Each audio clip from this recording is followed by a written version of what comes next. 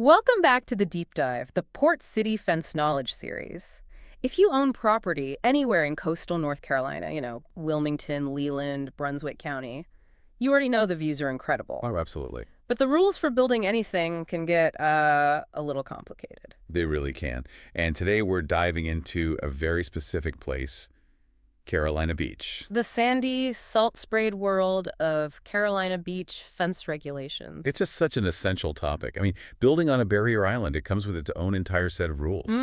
And Carolina Beach is so specific because they're trying to balance, high-density living with that unique coastal look. You're fighting salt, UV, wind, sandy soil. All of it. All of it while trying to follow some very strict rules for privacy, safety, and, how the whole street looks. Absolutely.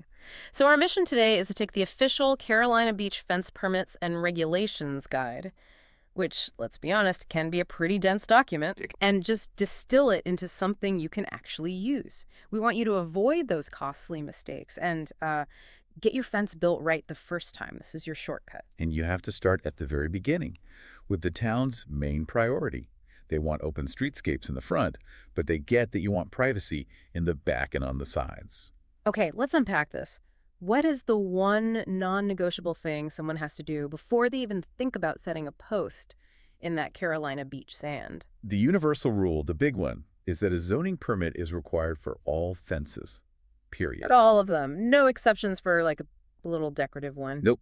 It isn't optional. It doesn't matter if it's a 2-foot picket fence or a 6-foot privacy fence. The only exception they really make is for temporary things like sand or silt fences for erosion control. But for any permanent structure, that zoning permit application has to be the very first step. That permit sounds simple enough, but I imagine the tricky part for a homeowner is the paperwork. That site plan the town wants has to be perfect, right? It does. And submitting a site plan that accurately shows your property lines and where the fence is going, that's where so many DIY projects just grind to a halt. I can see that. Yeah.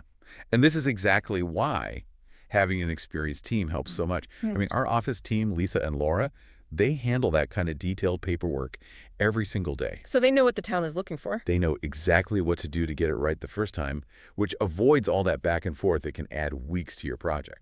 So let's talk about what comes after that basic zoning permit, because it can get more complex depending on exactly where your house is. That's right. So one is the building permit. Now, for most people listening, this won't be an issue. It's usually just for commercial fences over 6 feet high. Okay. But the second one, this one is critical for our COSU, the Coastal Area Management Act permit, or CAMA. I think this is the one. This is where people who are maybe new to the area or even people who've lived here for years can really get tripped up. Why is CAMA so important for a fence in Carolina Beach? Because a huge part of the island is designated as an area of environmental concern, an AEC. And that isn't obvious, is it? It's not like there's a sign in your yard. Not at all. You don't have to be right on a dune. It covers areas with high erosion, shorelines, wetlands, lots of different things. Wait, so if my property is in an AEC, what does that actually mean for my fence project? Is it just more paperwork? It's more than that. It can actually dictate how you build and what you use. The town and CAMA, they're worried about erosion, drainage, and flood safety. Okay, so for a fence, what would that look like? It might mean you can't dig in certain places, Right. or you need a bigger setback from a wetland.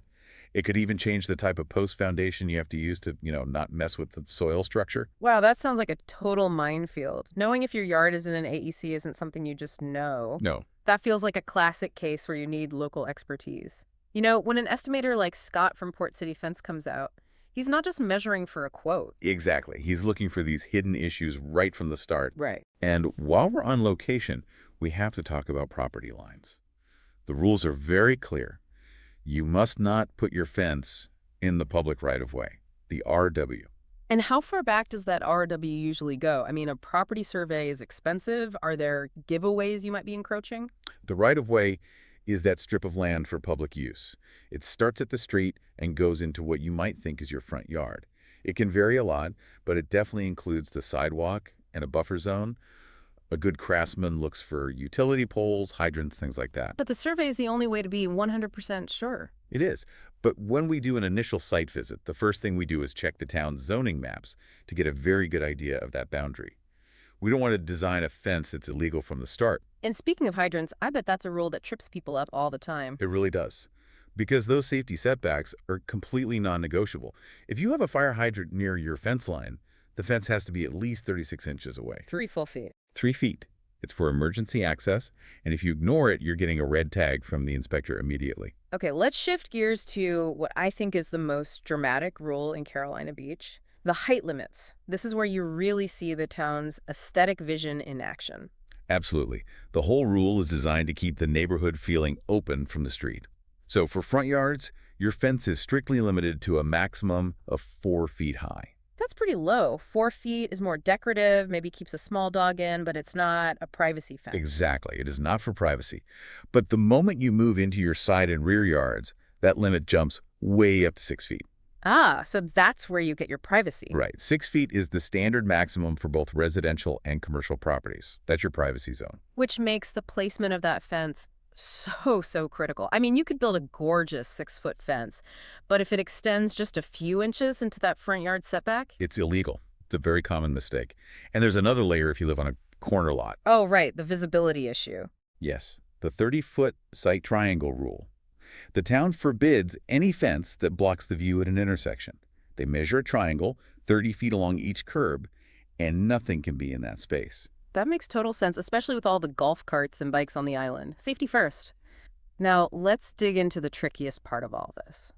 How they measure the height. Yes, they are so specific here, and it's to prevent people from, trying to find workarounds. Right. So fence height is measured from the absolute highest point of the fence down to the natural grade on the outside of the fence. The outside, so your neighbor's side or the street side. Exactly. The goal is to stop you from piling up dirt on your side to make the fence seem shorter than it really is. The rule specifically says fill material cannot be used solely to reduce the apparent height. That is a crystal clear anti-workaround rule. It is. But here's the detail that really matters, the one we need to talk about: retaining walls. Okay.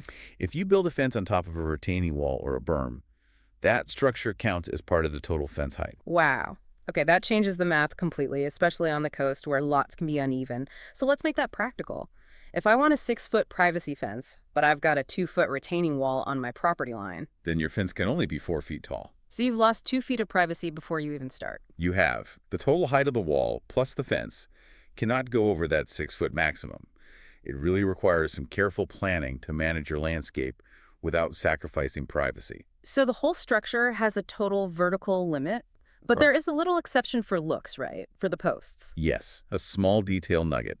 The fence posts, or columns, can actually extend up to 18 inches above the fence panels. Ah, okay. So on a 6-foot fence, your posts could top out at 7.5 feet.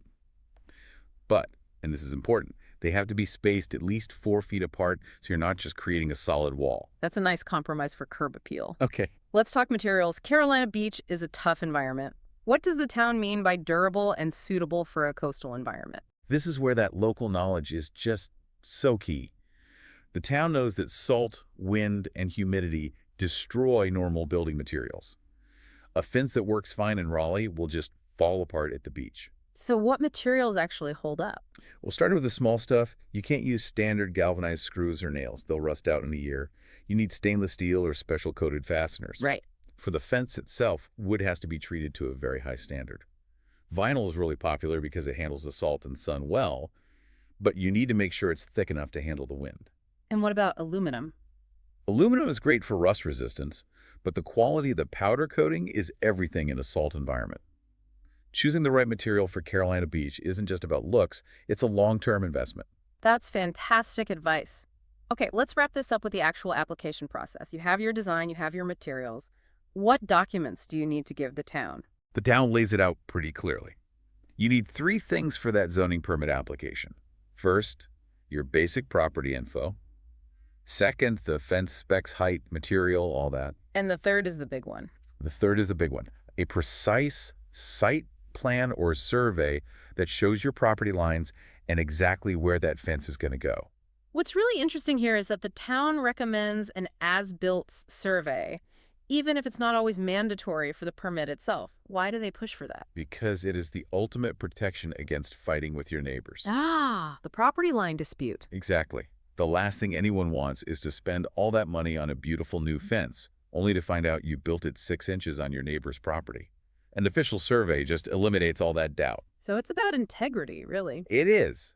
An experienced builder will always recommend it, and will make sure all the paperwork, including the fees, is ready to go for a smooth review by the town. That level of detail is what makes a project go smoothly instead of getting stuck in delays. It's the whole commitment. We want the process to be easy, so you can just enjoy your new fence. Before we sign off, we have to do our reality check. We just walk through the official rules, but things can change. Oh, they can. And local regulations, especially in a coastal town like Carolina Beach, can change faster than the tide. So always, always verify. How can people do that? We keep an updated resource page on our website, portcityfenceofwilmington.com. It has direct links to the official Carolina Beach planning and development resources. We always tell people to check that for the final word before you start building. That's great guidance. Okay, let's leave our listener with one final thought to chew on, going back to that tricky measurement rule. Right.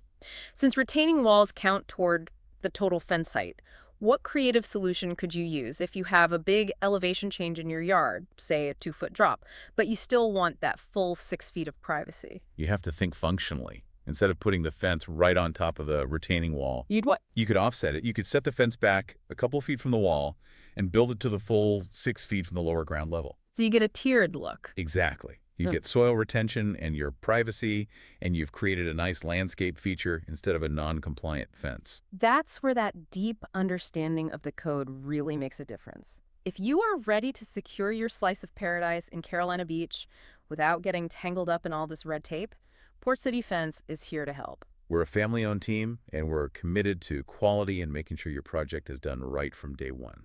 Ready to start? Call us at 910-232-5453. You can email portcityfence@hotmail.com or visit portcityfenceofwilmington.com to schedule your free estimate today. We look forward to building your fence.